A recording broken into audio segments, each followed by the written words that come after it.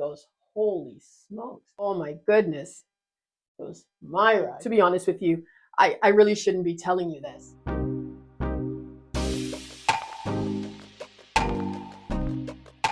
Hello everybody, and welcome back to my channel. If this is your first time here, I want to welcome you. I am Myra. Today I am uncoiling my locks. So I'm going to give you a closer view of what it looks like. I've had my coils in now for about a week, really giving them a chance to set. So when I take them out, that ringletty look is very prominent and very set in. And to make the process go a little bit faster, I've taken all the rubber bands off my hair. I mean, seriously, you guys don't want to sit there and watch me take out rubber bands from my hair. So let's begin. Before I start to undo my hair, a little bit of oil in my hands. Make sure to coat my hands, kind of work it into my hair. And then I begin. I'm going to start from the back. When I was pregnant with my last child, I had a girlfriend. We had met at a job, we had worked together. And as you get to know people, you start talking, you find out you have things in common. And that was the case with her and I. We were both moms. We had lived in the same neighborhood, and we had even gone to the same high school. And so that helped to set a foundation for a friendship. She was a nice enough girl, and we got along. We'd spend time together. We would talk, laugh, do the things we need to do. Anyway, as our friendship continued, I think it was about maybe a couple of years in, I got pregnant with my son. It was a tough pregnancy. First of all, it was an unexpected pregnancy. In addition, I already had small kids, had 3 small children already, and physically it was very, very taxing. So my hormones were all over the place. Anyway, as my pregnancy progressed, my husband and I realized that we were going to need a bigger vehicle. The vehicle we had was not big enough to accommodate our growing family. We started looking for a vehicle and finally decided on one.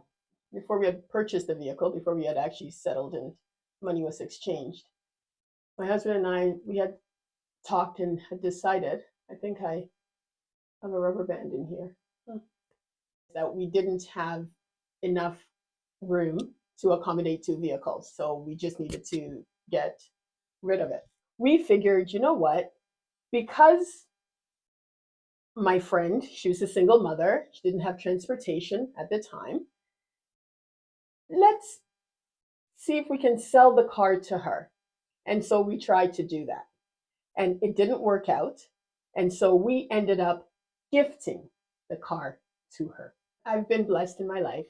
And so to be able to be in the position to gift something like that to somebody, it was okay. I was okay with it. Besides, this was somebody who was going to treat the vehicle well. The vehicle had been very good to us. I'd gotten it under excellent circumstances. I'd had it for several years, and I was now passing on that blessing. So no problem. When she got the vehicle, she obviously needed to get insurance and had suggested an insurance company she was going to be using. So I approached them. I was in the market for insurance anyway, and I ended up going with them as well. The rates were better, so that was good. That was a win for me. I now had delivered, had my son, and things were now slowly starting to settle with me. Found another rubber band. My mind was getting to be in a better place. I was thinking a little bit more clearly. Physically, I was feeling a lot better. Before I even gave birth, she'd had a birthday dinner and she didn't know how she was going to get there. So I offered to drive. I drove her, even though I didn't really want to go because we were traveling the day after. But I went, and I had to leave early because we were traveling. And I believe I left money to cover her meal. There were other people there, but I left money to cover her meal when I left. She comes to me shortly after I've given birth and asks for a loan. She now wants money. And my first thought was, But I just gave you a car. You now want money? Like, what have I shown to you that has led you to believe that I have so much, and I have so much of it to give? Maybe the car. Maybe in giving the car, she just thought, oh well, there's more where that came from, right? So okay, how much is this money, or how much do you need? She tells me the amount. When will I get the payment back? When will you pay back? She has it all written out. You know what? She's expecting X amount of dollars at this time. She just needs a short-term loan to do this, this, and this. Okay. Once again, I discuss with my husband. We weigh things out and we say, you know what? Okay, we think we can lend her this money. We go ahead with the loan. All the terms and conditions are laid out. There is no misunderstanding. We all know this is the amount. This is when you said you're going to pay it by. This is when we expect it by. It's a loan. It's simple. It doesn't matter if it's an institution or an individual. It works the same way. Time now has passed for her to pay the loan. And I figure, okay, well, things come up, so I'm going to give her another week. Nothing. Crickets. And now I'm like, are you serious? Now I have to be a collection officer and call her for this loan. Like, I hate that. If I've lent you money, why do I now need to be put in the position of reminding you that you borrowed money and you need to pay it back? Come on. So now I have to call her about this loan. Something has come up. Oh, you know what? I'm really sorry. I know something came up, but I'm going to work on it. I'm going to pay you. Okay. When are you going to pay me? You know what? By next week, I'll have the money for you. Okay. Next week comes and she does have the money, a quarter of it.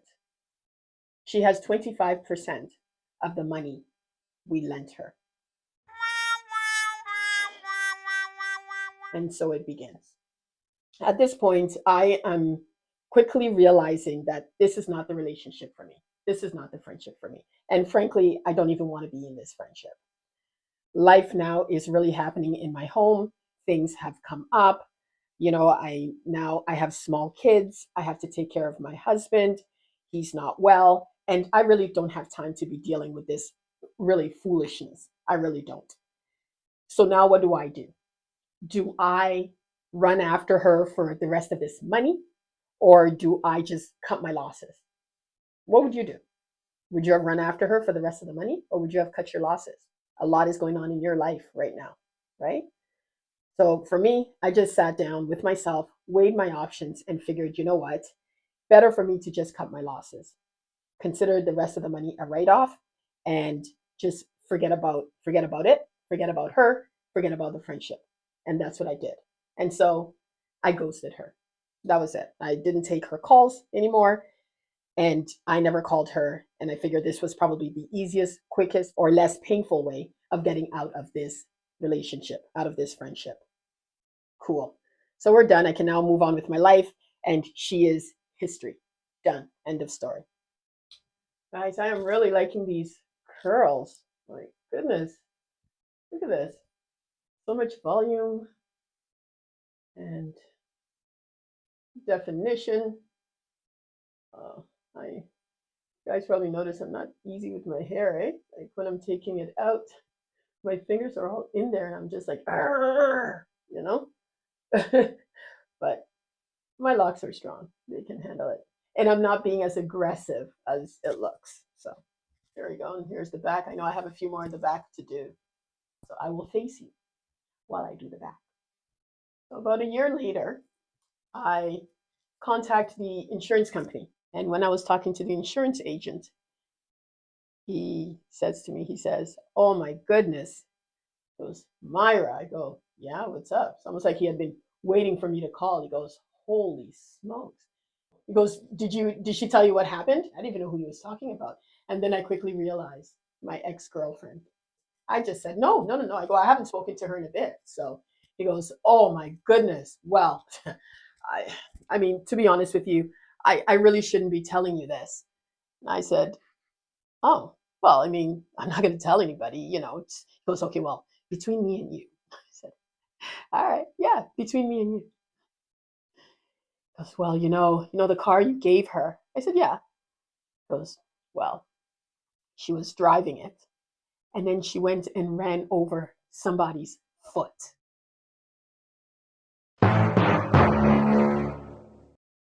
I said, oh, really? He goes, yes. He goes, she ran over somebody's foot, and now the person is suing her. I said, oh, damn, that's rough. I said, oh, okay. Thanks for letting me know. Truth be told, I was quite pissed. I was really, really upset. I remember coming to my husband and crying about it and just feeling like she had taken advantage of me. And then the feeling went from she had taken advantage of me to how did I allow her to take advantage of me? I think back to the friendship, and I honestly it felt like I was under a spell. Here's this person. She came in, sought out things that she could get from me. Maybe had seen the type of person that I was, and just took advantage of that. And I allowed her to take advantage of me. And it took me so long. It took me so long. It took me, I'll be honest with you, it took me years to get over that because I was very, very, very angry. Very angry. And when I was finally able to get through that anger and really sit with myself, it it came down to what did I learn about this? And moving forward, how can I perhaps prevent something like this from happening again? I don't have to be there for everybody. You don't have to be there for everybody. It's okay to look out for yourself. Allow people to go through their own journey. Had I sold the vehicle or had I traded it in, that would have been in mine and my family's favor. And to be aware, like I said, I was angry for so long. I was angry. I was so embarrassed that I couldn't even share that story with anybody. I couldn't share that story because I felt it made me look gullible and naive and frankly stupid. You gave somebody a car and then you went and gave them money. What are you, Santa Claus? Hopefully, my experience can be something that somebody out there can use.